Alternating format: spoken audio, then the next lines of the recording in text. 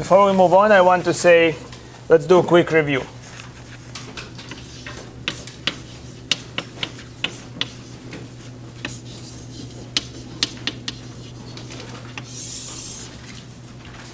So question 1, I have the integral from 3 to 5 of 2x plus root of x dx. I want you to A, write as limit of right sums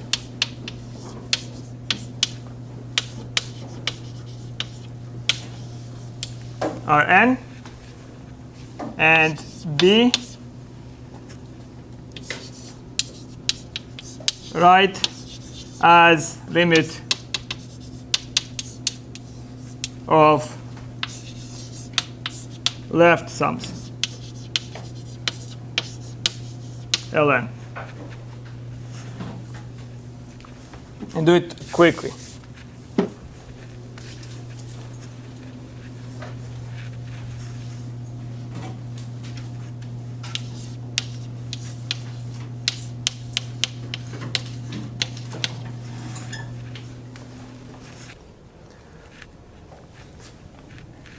So very quickly, how do we solve A? What do we write?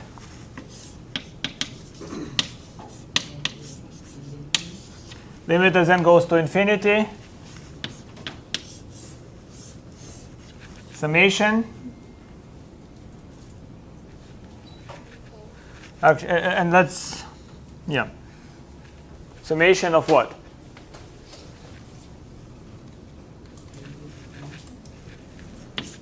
K starts from where? 3.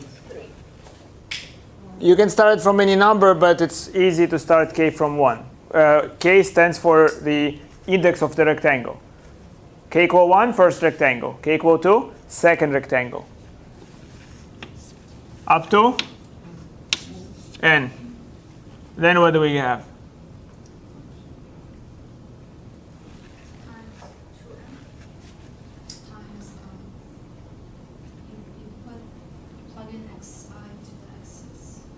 Mm-hmm. And what do you get? So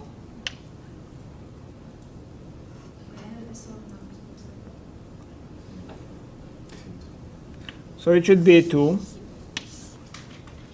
You start with 3 plus k times what's the width of an interval? It's 2n, 2 over n. Why was 2 removed? Sorry? Why was 2 removed? What do you mean? Why is 2 on the outside? Was it factored out? This is 2x. So x is 3 plus k times 2 over n. I have a question. Yes? It's starting, am I mixing them up? Starting from the left, it's plus or minus? Well, that's what you should, when you do that, don't memorize what it should be, draw a picture. So here is 3. I thought it was going to be plus. Starting from 3. This index should be what? 3 plus delta x, correct? Yeah. The next should be 3 plus 2 delta x. What are those, etc.? Minus? What? So shouldn't that be minus since we're doing A? And we're doing right? We are moving right, so that means what? That means that we are, this is the first rectangle. What we do is we select the right hand point of the first rectangle and calculate height on that point. So this is the 3 plus k times 2 over n is f applied to the right hand point. Plus what? Plus root of 3 plus k 2 over n times what? 2 over n. This should be very immediate, easy question. That's the right hand sum. What do I do for the left hand sum?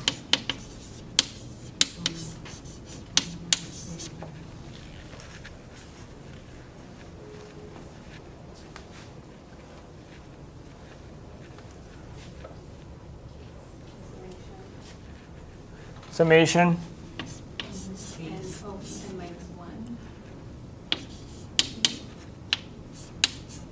k equal from where? 0. If it's up to n minus 1, k has to be equal to 0 of the same thing.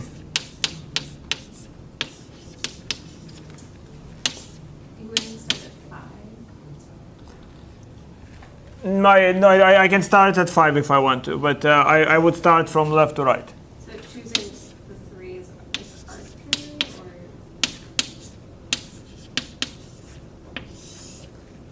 or? 1 second. I thought it's minus.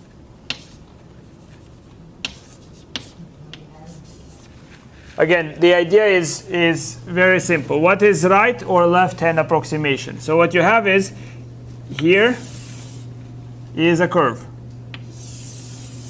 Okay? Then over this curve, I can partition it into n segments. N segments. Let's say this is the point A.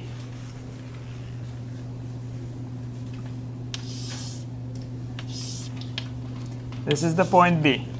So this point here is A plus delta x, A plus 2 delta x, etc. Does this make sense? You displace from A to the right. Now what do you do if you are using left-hand approximation? If you are using left-hand approximation, how do you construct your rectangle? You first have A plus 0 delta x, because you're taking the left-hand point. Next, you have A plus 1 delta x. That's for the second interval, because you're taking the left-hand point of the second interval. Okay? Next, you're using this point.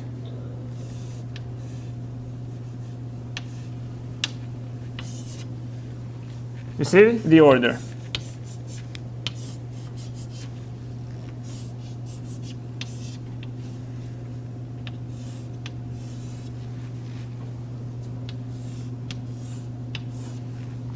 Right?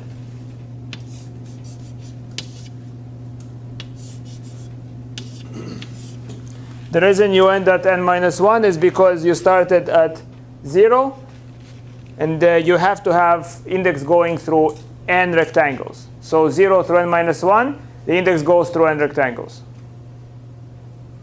Yes? Okay.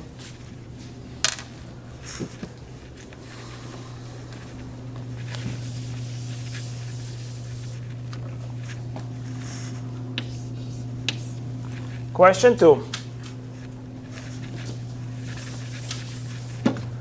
Find the limit.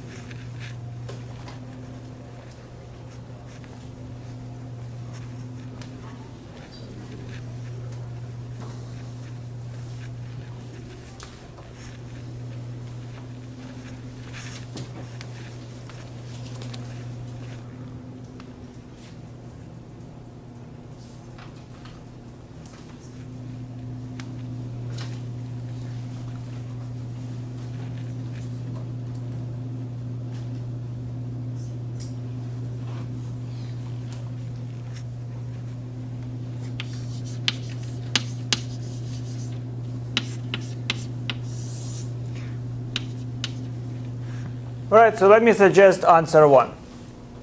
So we see that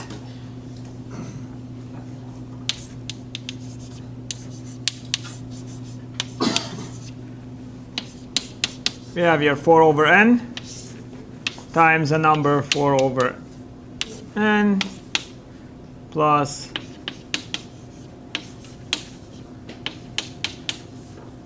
this term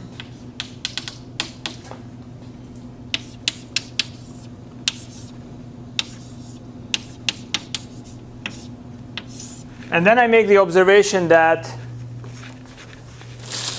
let's see,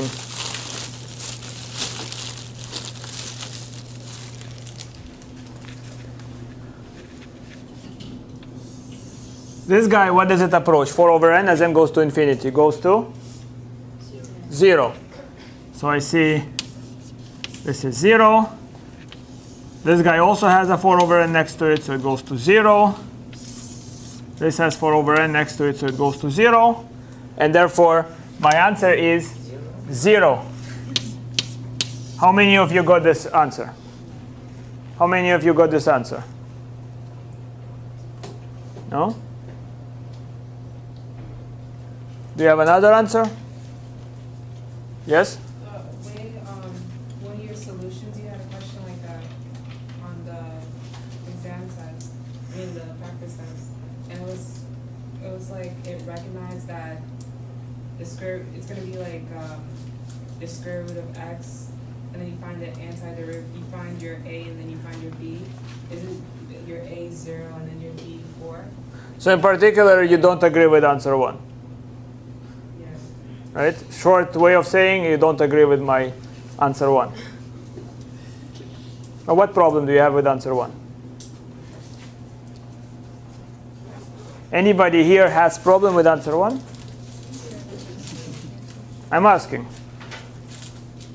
I like answer 1. Okay, one person likes answer 1, so let's just begin asking this question. How many people like it? So agree. And we need to do it quickly. I have to move on.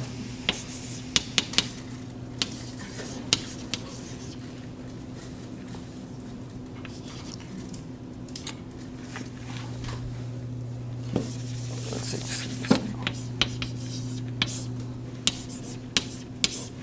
So how many people say the answer is yes? One person says yes. How many go? Well, 2 people say yes. 3 people say yes. 4 people say yes. How many more? I don't know. So do we have 4 people? Come on, participate. Show me you still are breathing. You only have 1 more lesson. 5. See how good it is. Just one brave person and the others follow. And where do the others follow? Into the abyss. Because this is incorrect. This is incorrect. Why is it incorrect? Isn't limit of sum the sum of limits? Do you agree that this part goes to 0? Do you agree that this part goes to 0? Do you agree that this part goes to 0? So why is the answer not 0?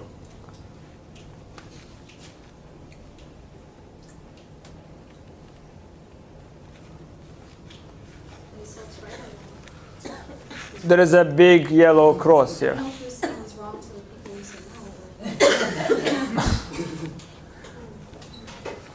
To the people that said yes, I don't know. Well, the people that said no, nobody said no. I said no. You said no? Okay, so okay. One person said no. Now probably all the others. You cannot say no when it's right. So the answer is no to yes.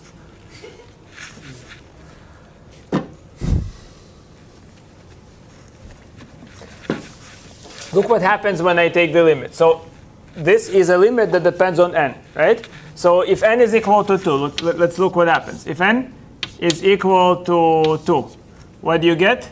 You get 4 over 2 root 4 over 2 plus 4 over 2, 2 times 4 over 2. How many terms do we add? 1, 2. 2 terms that we add. let's see what happens when n is equal to 3. That would be 4 over 3 root 4 over 2 plus 4 over 3 root 2 times 4 over 2 plus 4 over 3 root 3 4 over Those should be 3. 3, that should be 2. Oh, yeah. You're right. Do you see what happens? Now we have 3 terms that we're summing. So the limit of the sum equals to sum of the limits does not apply because we have, as we increase the limit, we have more terms that we're adding. You understand? It's not a finite sum. It's a sum that increases. Each term in the sum becomes small, but we have more and more terms that we're adding up. Okay.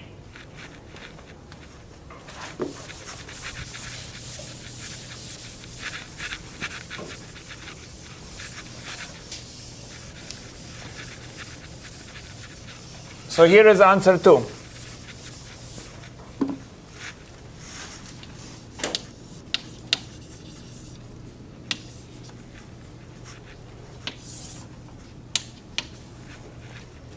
So this limit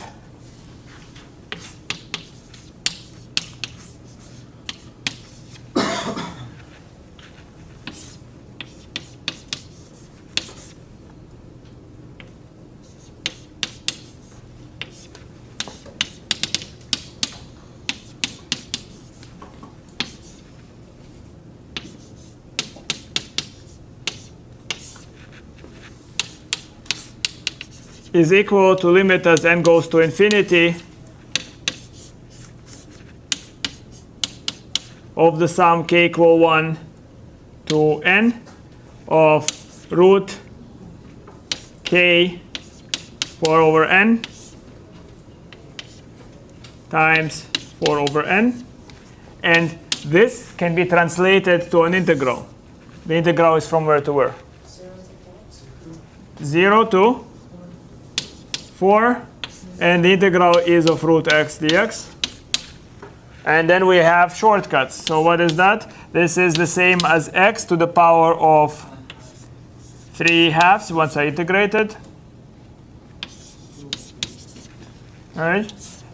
Evaluate it from 0 to 4. And what do I get? I get 2/3 times 8. That's the answer. Okay.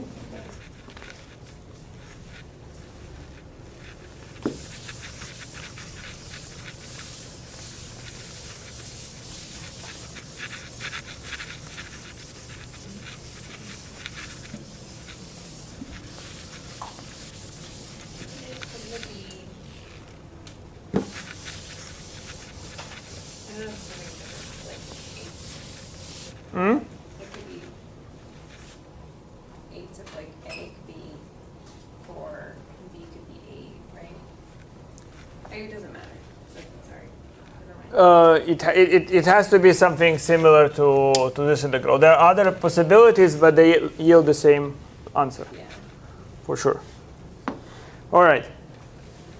Question 3, I think, right? 3.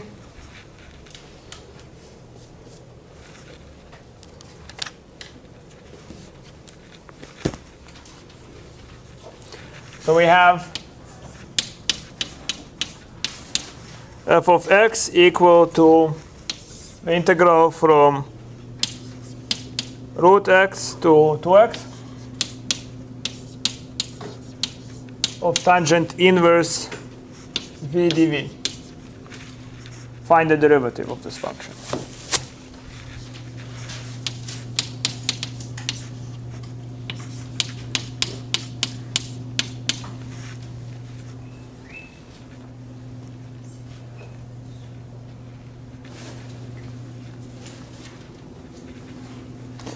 All right, what do we do?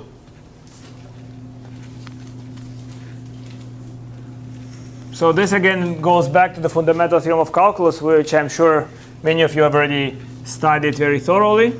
So this would be tangent inverse, and I plug in the top function to x, and I multiply by the derivative of the top function, which is times 2. What do I do next? Get the inverse of the bottom. Minus the bottom. Then tan inverse radical x times 1 over 2 radical x, which is the derivative of the inner function. And that's it. Okay? So there was definitely a question of that form. 4. Let f of x be equal to x cubed. Find the average of this function over the interval -1 to 1.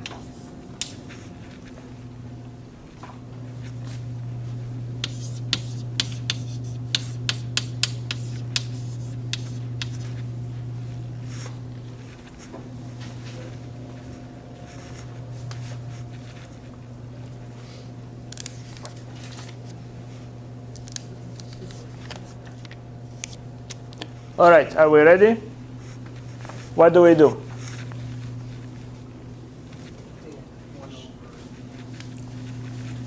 So average is related to the integral. So the integral is from -1 to 1 of x cubed dx. What goes here? 1 over what? So 1 over 2. And the answer will be what without any calculation? No? 0. This is an odd function, right? So it has as much above the x-axis to the right of 0. So it's like this, right? Clear? Where does the 1/2 come from? The 1/2 comes from 1 minus 1. Right, so again, when you come up with this formula, one way that a lot of you are doing, oh, let me memorize it. Well, go ahead if you want to memorize it. You will make mistakes, and you would not remember it. Or find the Riemann sum, understand why this is the average. We went over that. There is even a video of that. So all odd functions are 0? All odd functions, when integrated over an interval symmetric around 0. So it's like the same number, but a minus A minus A, yes.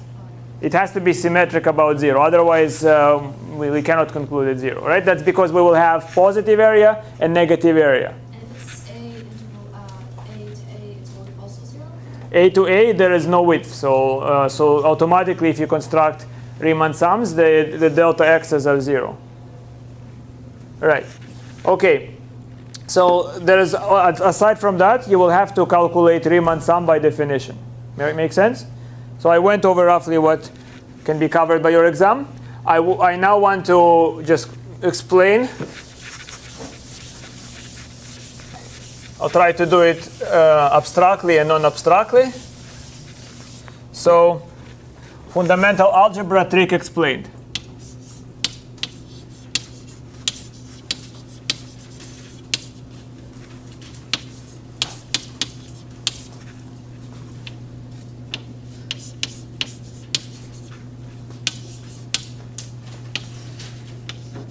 So fundamental theorem of calculus, not algebra.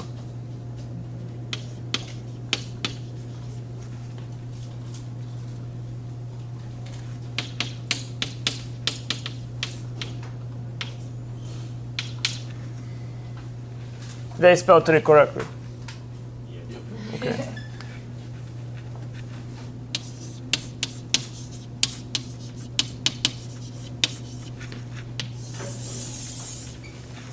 All right, so I will try to do this both abstractly and non-abstractly at the same time. So you try to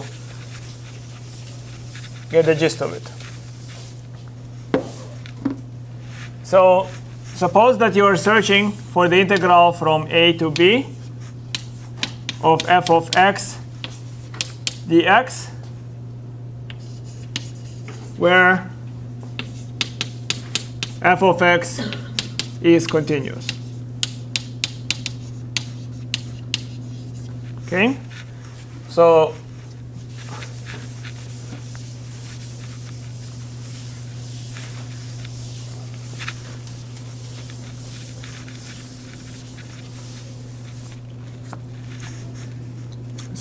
the example that you keep in mind is,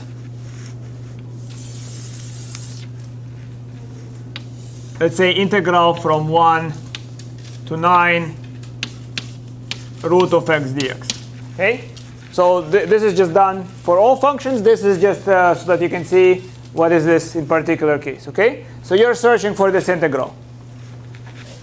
Now, what you can do here is you can write that the integral from a to b of f of x dx, there is no harm in switching to a different letter. This is just a to b f of t dt.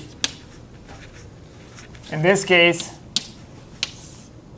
it's 1 to 9 root t dt. I didn't change much. Do you agree?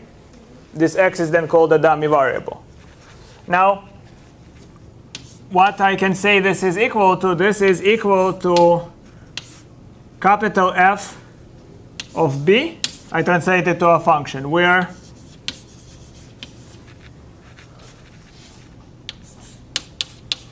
capital F of x is the integral from a to x of f of t dt. Now, what does it mean in this case? In this case, this is f of 9,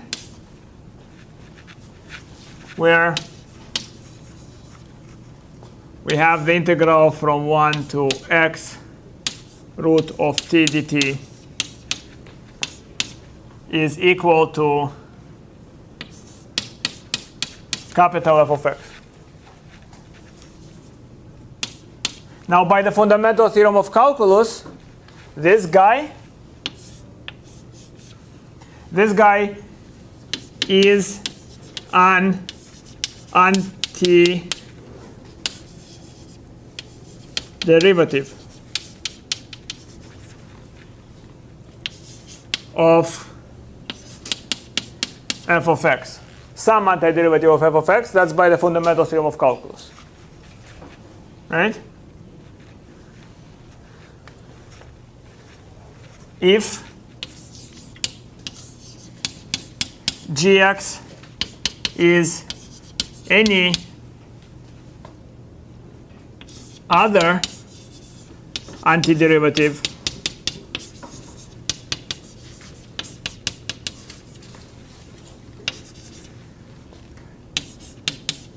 the function that I'm searching for, the function that will integrate, that will give me the value, f of x, will be equal to g of x plus c. In this case, what is an antiderivative? So in this case,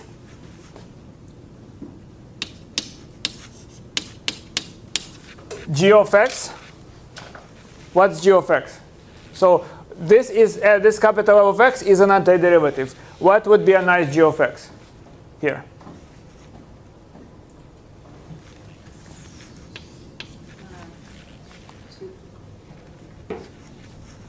So that would be x to the power of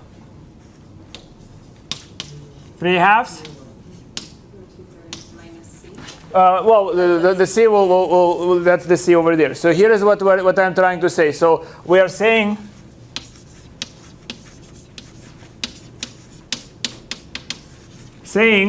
that complicated expression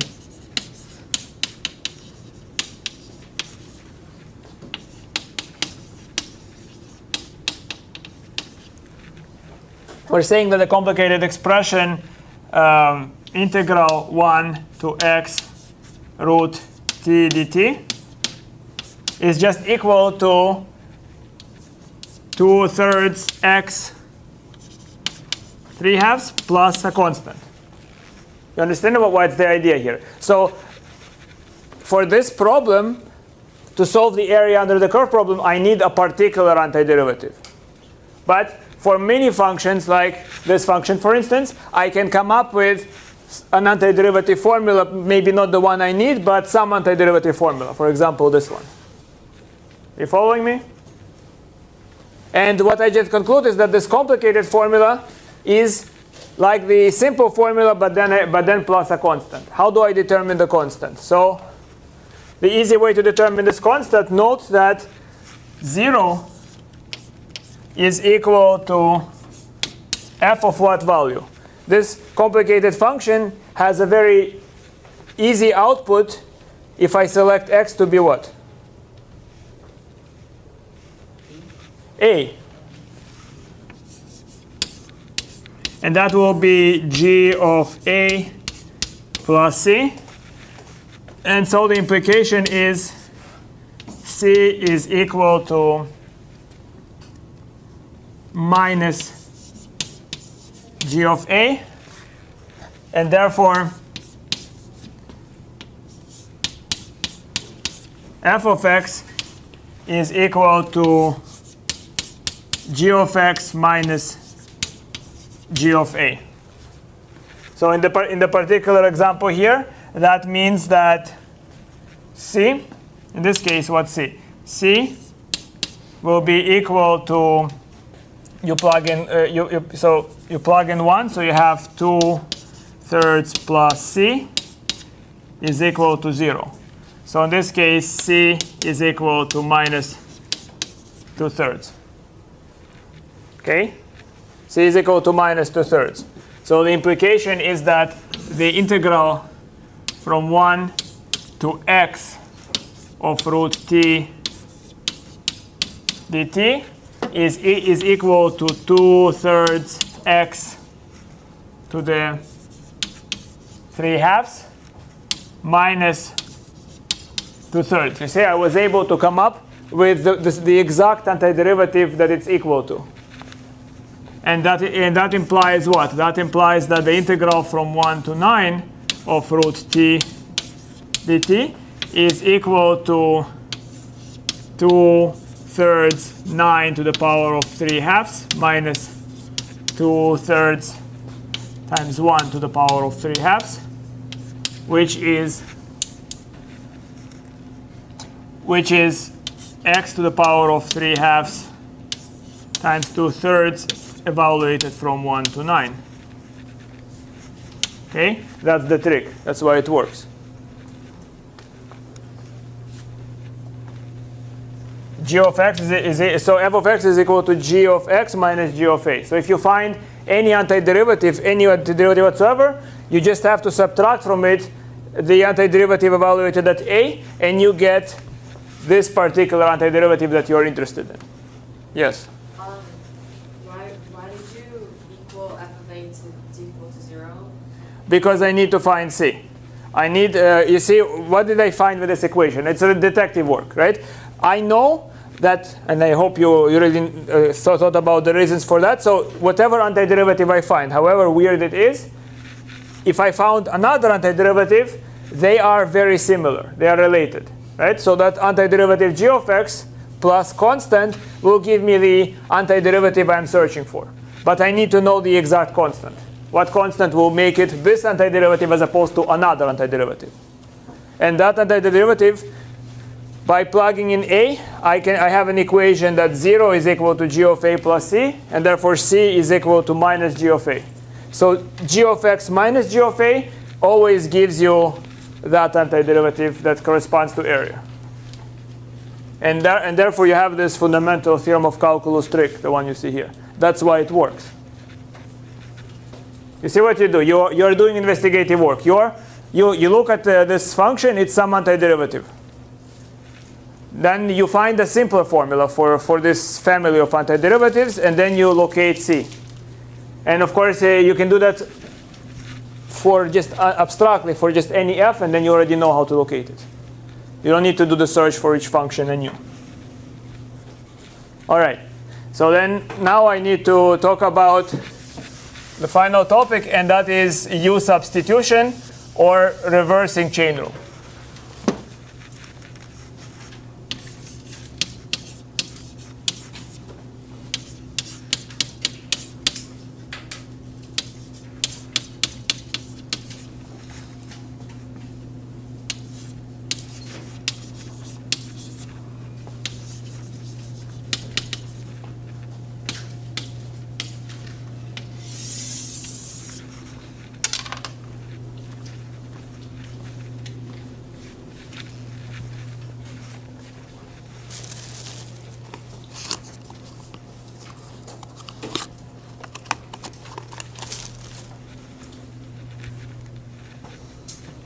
No.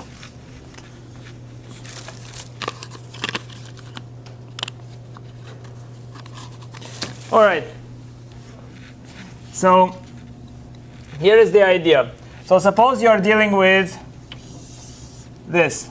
So you have cosine of x squared. Well, but let's start with this formula. So you take capital F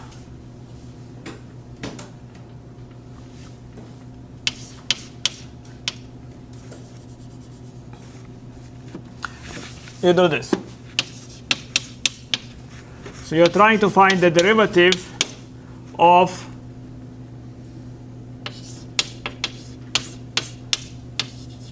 sine of x squared. Okay? If you want to, you can label the outer function, call it f, and the inner function, call it g. Make sense? So when you take the derivative, the chain rule tells you to find the derivative of the outer function, and that's cosine, and plug in the inner function x squared. So what you see is f prime and g. Correct? And then what? Which is 2x, which is g prime. So this is chain rule. Now suppose that somebody told you to do this.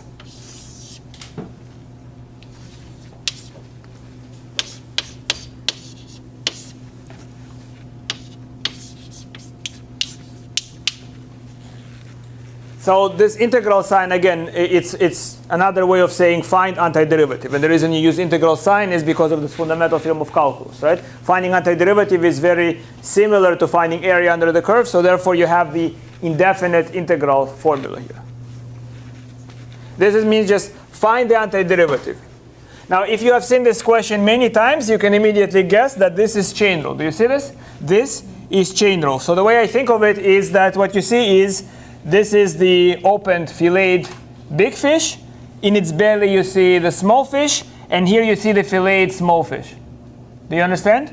So in this procedure, I can ignore the filleted small fish, and I can ignore its representation in the belly of the filleted big fish. And all I need to do is find the antiderivative of cosine.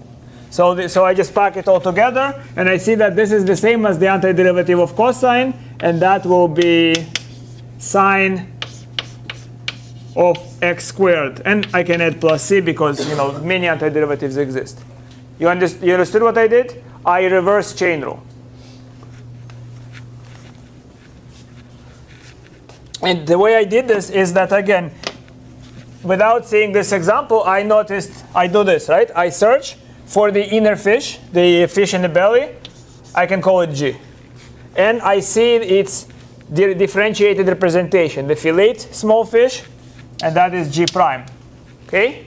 If I found G and G prime, I know that the only thing I need to do is find the antiderivative of the outermost function. If I am successful, everything else just packs in.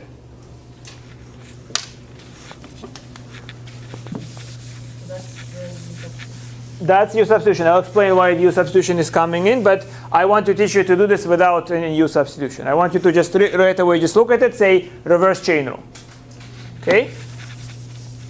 And then, so it's very simple idea as long as you can think in reverse of chain rule. And I will help you figure this out. So for example, suppose what you have here is e to the power of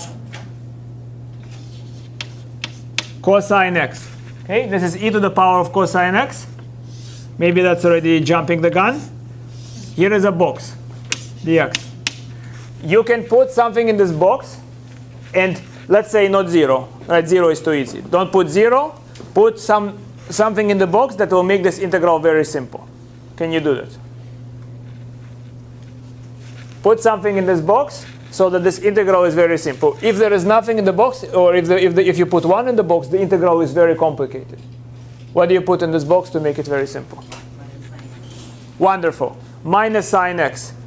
Now, why is that? It's because you look at it and you see that it's one of my familiar functions, one of the species I'm familiar with, the exponential species. And the exponential species has predated upon a trigonometric species. So the inner function, I call it g, is here. What I want to see next to this is the filleted version of g, the differentiation of g.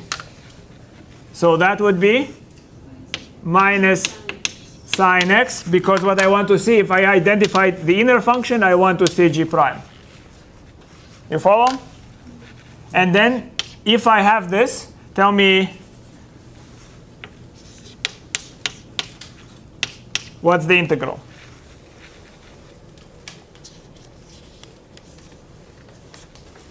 What's the integral? Very easy. No, no. No, so what's the answer again? E to the cosine x plus c. You can then take derivative to make sure that you made the right choice. You needed to only take the antiderivative of the outermost function. Okay? Let's see another example. I'll be putting boxes in different places, and you will tell me what should be in the box to make this easy integral. Okay? So suppose that what I have is root of 1 plus x squared. This is not an easy integral, but I give you a box. Obviously, if you put 0, that's very easy. But aside from 0, what can you put in the box? 2x. Wonderful. 2x. So you recognize that the inner function is g, and therefore this should be g prime. What is then the integral? So what you do, when you did this, you say it's chain rule, right? What's happening is chain rule. So what's the reverse of it? 1 plus x squared over the square root of. Sorry? I didn't say you made a mistake. I just didn't hear it. 1/2, and then 1 plus.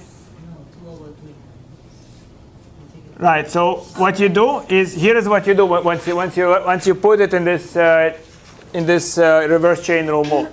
What you do is you ignore everything. You just look at the root, right? You need to find the antiderivative of the root. Look what happened here. What did you end up in practice? If this was the integral, you ended only taking the antiderivative of the outside function. Everything, all the other clutter, you could ignore, right? You just ignore it. Just find the antiderivative of the outermost function. So this would be something to the power of, what's the power? 3 over 2. 2/3, what goes inside? Plus c, wonderful.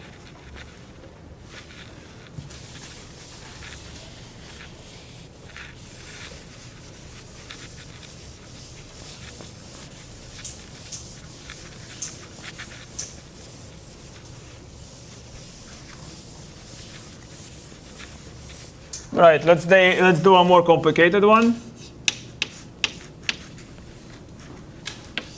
So integral of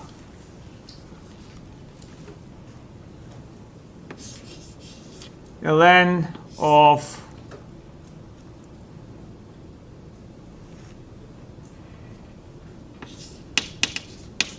sine x of it raised to the 10th power, I give you a box.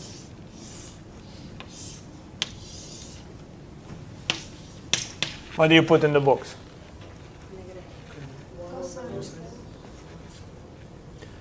Okay, so what do you put in the box? 1 over sine x. And what, is that it? Times negative cosine.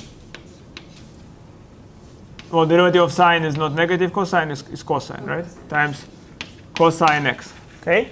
So you put this in the box. Right. What do you get?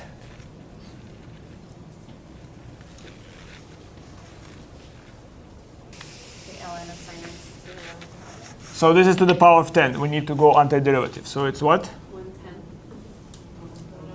1 over 11. ln sine x to the 11th power. By the way, what's in the box, they can sometimes make it very confusing, and instead of writing 1 over sine times cosine, it might have been written as cotangent. You see? Nobody gives you this box, you just have to find it yourself. You have to recognize where to put the box. Will we see something like that on tomorrow's exam? Definitely you'll see it on the final, right? You'll see a lot of it on the final. You would not see many questions like this on tomorrow's exam, but huh? Are you gonna put the box on the final? No.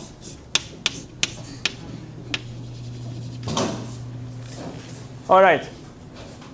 So you follow what happens here, right? Very easy, right? What you do is your eyes have to be trained to recognize chain rule.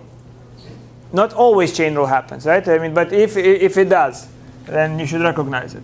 So here is a very slight modification here. So suppose that what I am doing now is I have cosine of x squared. I'm giving you, and I'm not giving you a box, and I'm saying times x dx. And I ask you to find the antiderivative. What do you do? Wonderful, right? It's not quite chain rule, so you need to do a surgery to make it look like it comes from chain rule, right? You look at it x squared, you want 2 here. So what you do is you put what you want. But if you see, constants can move in and out of integration. So if this is 2, 1 over 2, okay? Whatever you do to one side, Sorry? whatever you do to the other, to one side, you have to do to that. Yeah, I mean, I'm afraid to ask the question, but you should know why constants move in and out of the integral, okay? If you don't, I hope you're curious to ask me questions about it or to think about it. But constants can be moved in and out of the integral sign.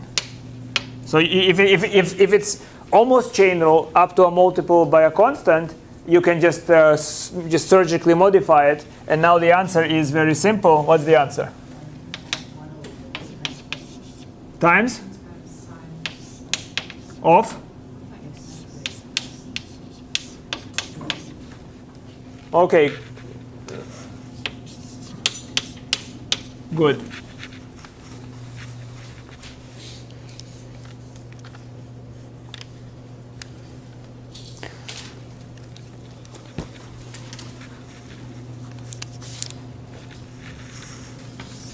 So we have this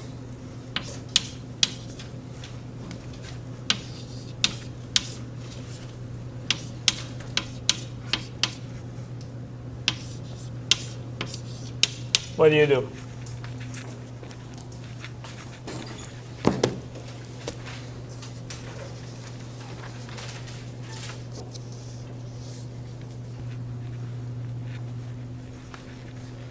That's the spinner, right? Yeah, right. I heard about it on the news recently. Something to like keep you busy. I mean, I don't know. It's hard to explain. It's magical. Yeah, I'm sure it is. You know what I wanted to do to you guys, right? I have this machine that generates electric waves. I could teach you what is the sine wave by feeling, right? I just attach you to electrodes, and you will know what sine wave is after I'm done with you.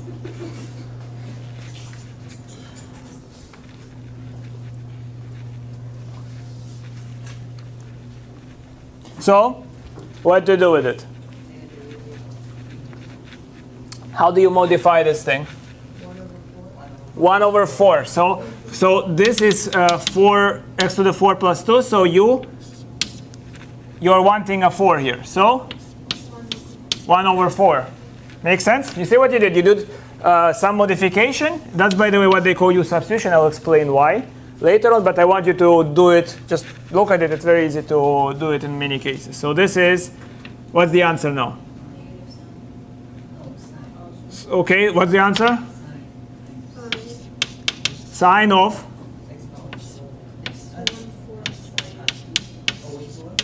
Something is missing? Wonderful.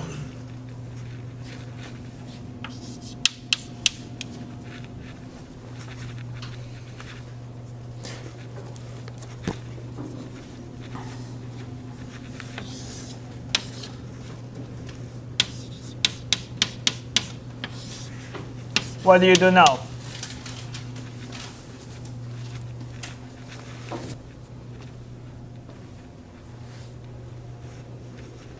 So, what's the answer and why?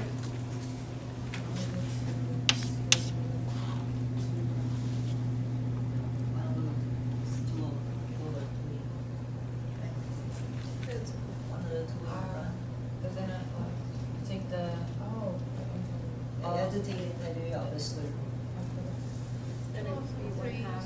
don't you do the inside? Take the 2 out. Well, we want to add a 2 so that it can be the derivative. So multiply by 2. So multiply this by 2, right? Very good. You see, this the root has eaten a function, and its derivative is not 1. So you want the derivative of that function to appear on the outside. So this is 2, 1 over 2. Now you can work. So what happens now?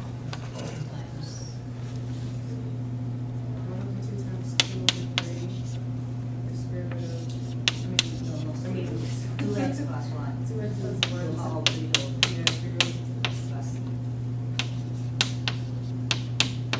1. Right? And this cancels out if you want to, right?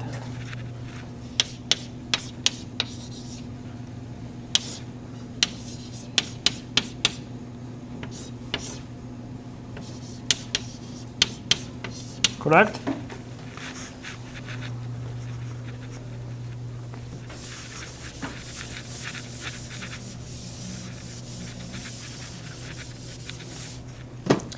So, example. What about this?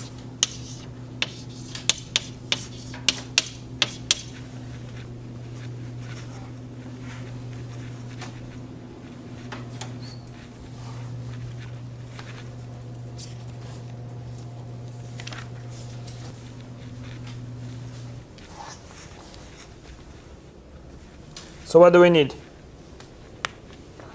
5. So you look at this integral, you see you want a 5 to pop out. 1/5 on the outside. What's the answer now?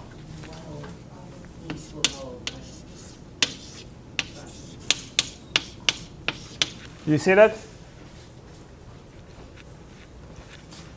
Here's another example. Now suppose you have to integrate this, you have to be a little bit more careful. What do you do now? Yes? I'm just a little confused. I understand why we're adding the 5 and we need to change something, but how do we see that? Like, I just can't like grasp Do you see that we have a bunch of functions? So we have exponential, it has eaten 5x. If it has eaten 5x and it's indeed what's happening is chain rule, we should see it times the derivative of 5x. Okay. So you have to find what you call the inside function. You have to recognize that there is a familiar function, and in its belly, another familiar function, and next to it, you have to see the derivative of the belly function. Okay. Got it.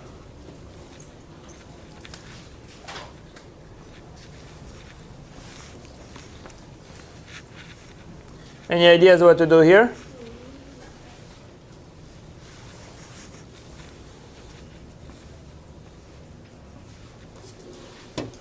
Yes, in the back? 1 over cosine and inside sine. Wonderful. So this is the integral of if I break it apart, I see 1 over cosine x, and here I see sine x. Right? Now it begins to look like something familiar. So what do I need to do?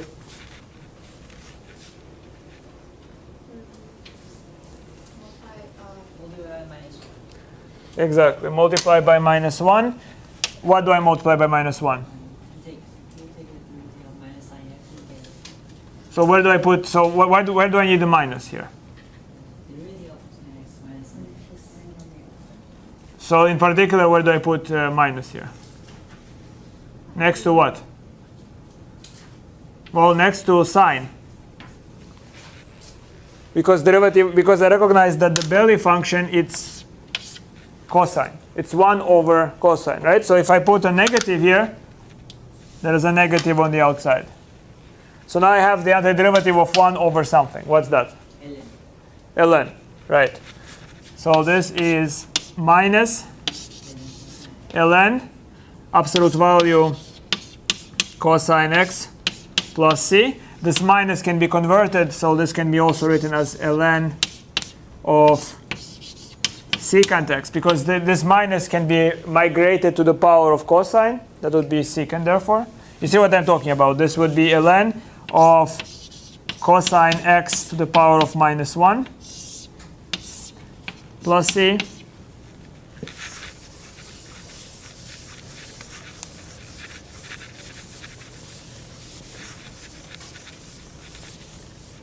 which is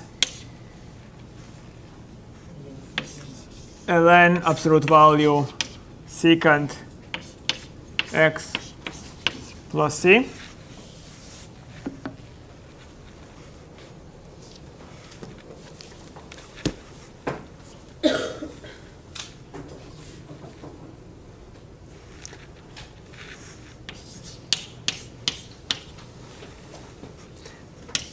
Here's another example.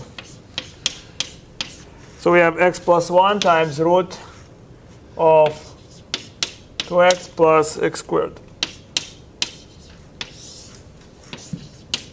Figure it out.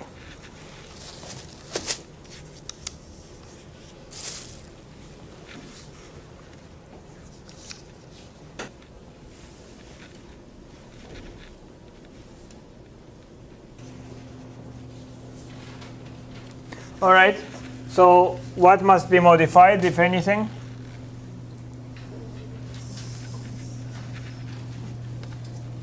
What's the belly function? What's inside? 2x plus x squared. So therefore, when I take the derivative, what's missing here? 2. So you can put the 2 out, factor the 1/2. And what's the answer? 1 over 2 times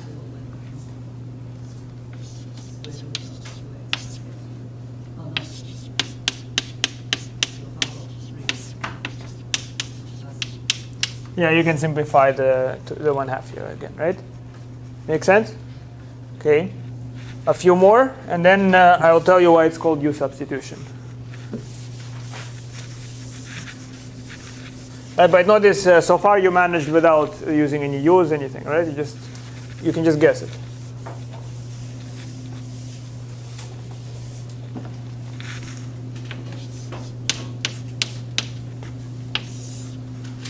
So the integral d cubed plus 1 z squared dz.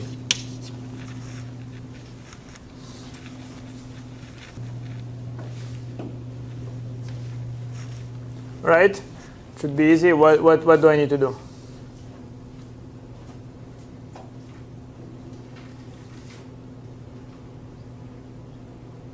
Can it just be ln z plus 1? Okay, ln, that's good, but z cubed plus 1, you mean? No? Don't separate Can anything? you cancel the z's and it would be 1 over z plus 1? You cannot cancel the z's. Oh, right. If the addition is not in the numerator. I forgot, sorry. So, I'll take it back. okay. What? Can you use product rule? What product rule? So you have to look at it and you have to figure out if it's chain rule and why it's chain rule. Oh, so it's ln, and then it's times. It's supposed to be 3z squared. Is whatever 3 these are multiplied. I don't know what I said no to, right? Times. So you can multiply that by 3. And then Wonderful. So this is the point here, right? So you multiply this by 3, and therefore by 1/3, and then what is that? ln absolute value v cubed plus 1. And the derivative of 1 over x is ln of absolute value of x plus c. Yes, times 1 over 3.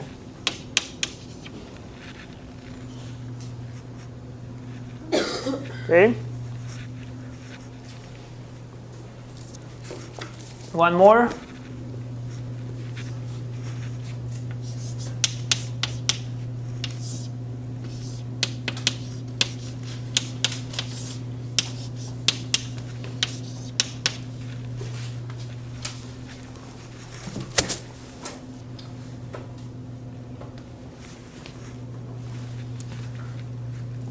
So how do we solve this?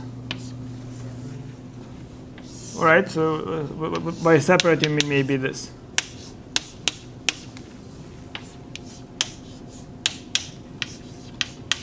Okay. So what's next? Yes, so this one needs a 2 on the bottom so that it's the derivative of root. And therefore we multiply by 2. And therefore the answer is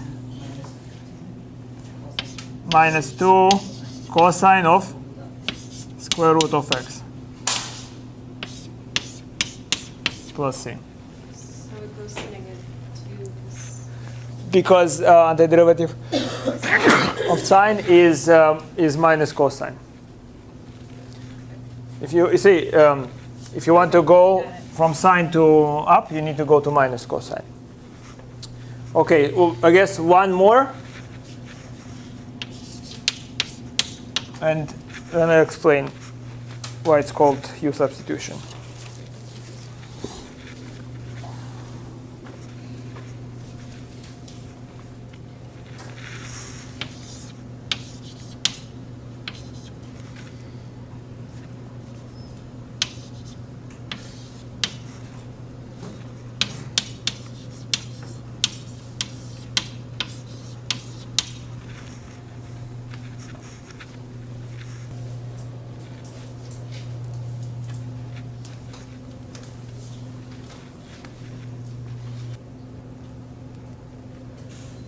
All right. So here is what you should notice. So this can be broken as secant theta. Actually, we don't need to break it like this. I'm sorry. Better you look at this expression as it is. It's tangent cubed. Right? It's tangent cubed. Now derivative of tangent is secant squared. So this is exactly what? Tangent to the power of 4 of theta times 1/4 plus c. I wanted an example slightly different, actually, right? So I wanted secant squared theta tangent theta d theta. What do you do now?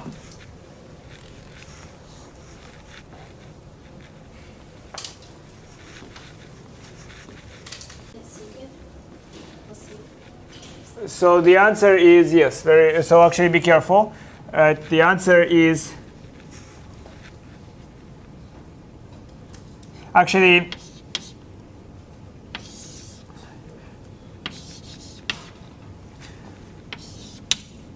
secant theta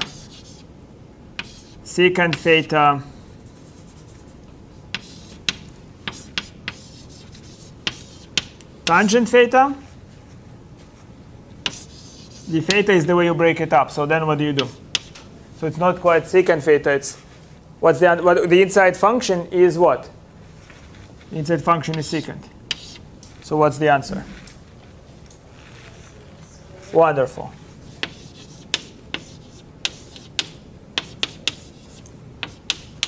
Secant squared times 1/2 plus c. Make sense? Because the antiderivative of the outside function is the antiderivative of x. You see? The inside function is secant. The derivative is secant tangent. Now, what's the antiderivative of x? It's x squared times 1/2. So it would be x squared times 1/2, and you plug secant into it. Okay?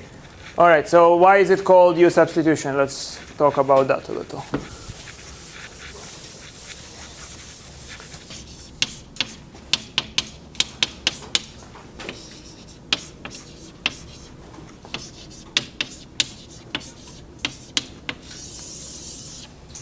Well, here is the general situation. So the general situation is you have an integral of the form f prime composed with g of x times g prime x dx. Okay? And you recognize that only the outside function needs to be integrated. So what you do is you create a mechanism that tries to make everything else disappear. So what you're going to say is u equal to g of x. U is the inside function. And then you are going to say that du over dx, the derivative of the inside function, should be g prime x. And therefore du is g prime x dx. This is what you can ignore. So with this notation, what do we get? With this notation,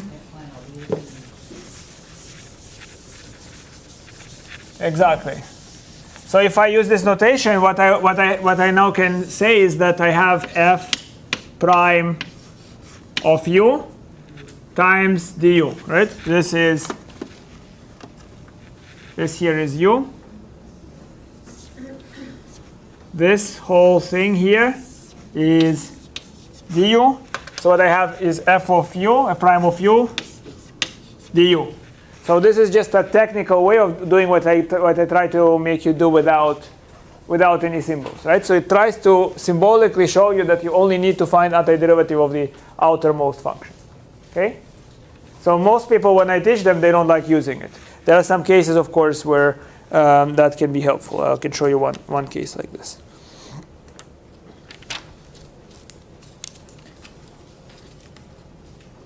Here is one case where you might consider it. By the way, you understand how U-substitution works, right? All it is, you identify the innermost function. Let me actually give you one example where you solve by U-substitution and then move on.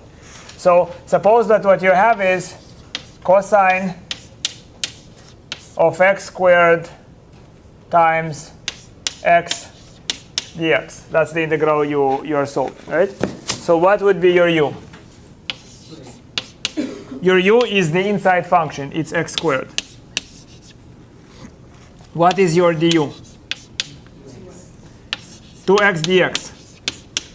Right? But what you have here is x dx. So what you now do is you now write du over 2 is equal to x dx. You can divide by a constant. With this, your integral becomes integral of cosine u times du divided by 2.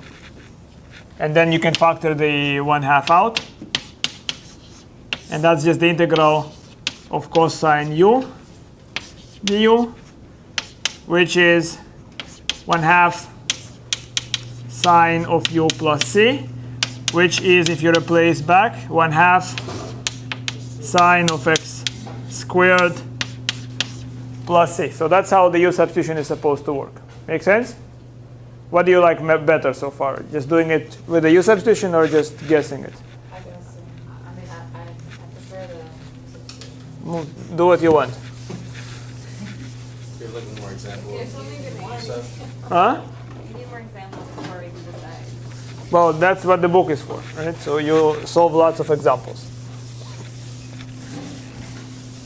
I'll show you one example where one technique is actually a little bit useful. So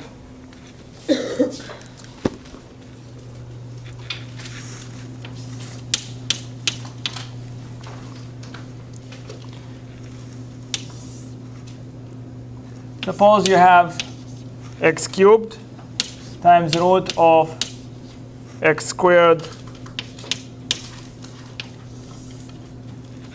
plus 1 dx.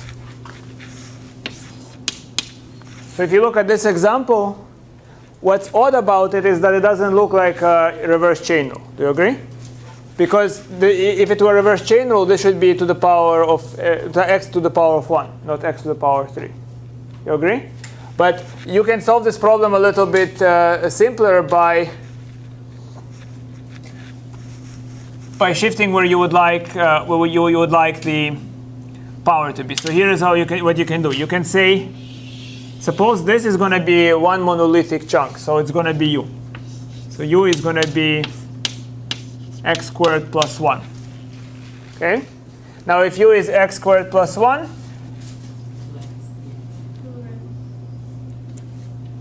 actually, maybe I want even the full root. A second. So u is equal to root of x squared plus 1.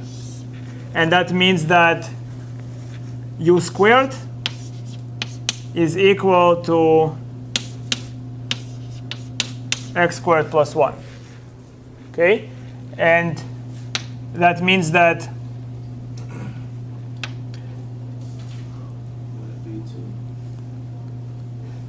let's see, should I say it?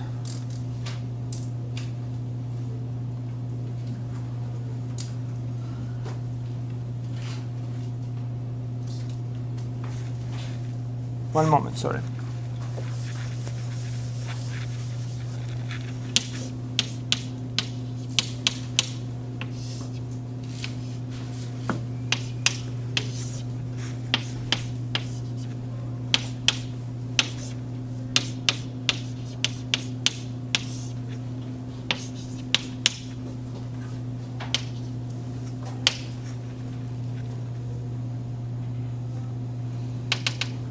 Yeah, you break it like this. So u is x squared plus 1, and du is 2x dx. And so this is, we have x dx here, right? So that means that du times 1/2 is equal to x dx. Du times 1/2 is x dx. So the goal is to get the x alone? The goal in this case is a little bit more fuzzy. The goal here is, you see, you have your root over a sum. The goal is to not make it make the sum, to make it just a root multiplied by a sum here. So here is how it goes. So u is x squared plus 1. We have an x squared here. That means that x squared is equal to u minus 1. So with these modifications, the integral becomes easier. Why? Because look what happens. We have the integral. X squared is just u minus 1. X squared is u minus 1. So x times dx becomes 1/2 du. And we have here u to the power of 1/2.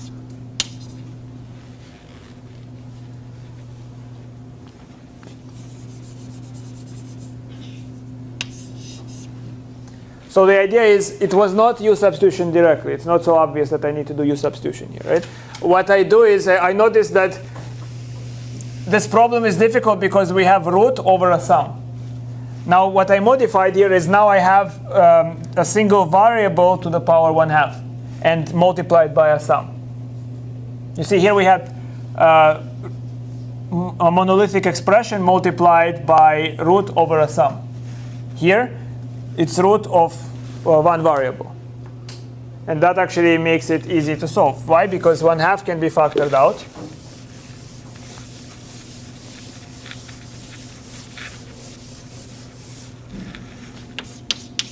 One half can be factored out.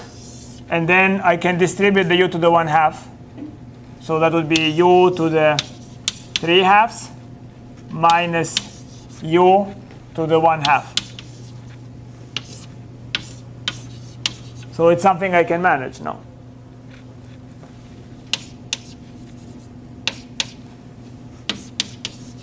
So that's 1/2. U to the power of 3/2 is just going to be u to the power of 5/2 times 2/5 minus u to the power of 3/2 times 2/3 plus c. So I can distribute the 1/2. I have 1/5. And u is again x squared plus 1. So it's x squared plus 1 to the power of 5/2 minus 1/3 x squared plus 1 to the power of 3/2 plus c.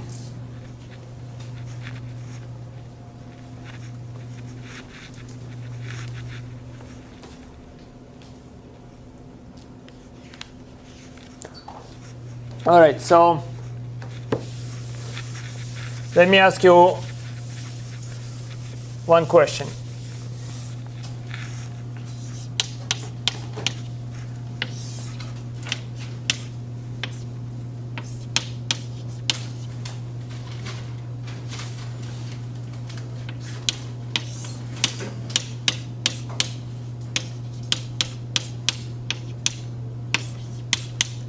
What's the value of this expression?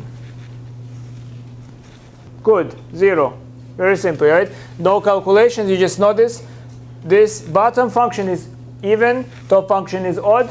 If you have a ratio of odd to even, it's odd. Interval is balanced around 0. The answer is 0.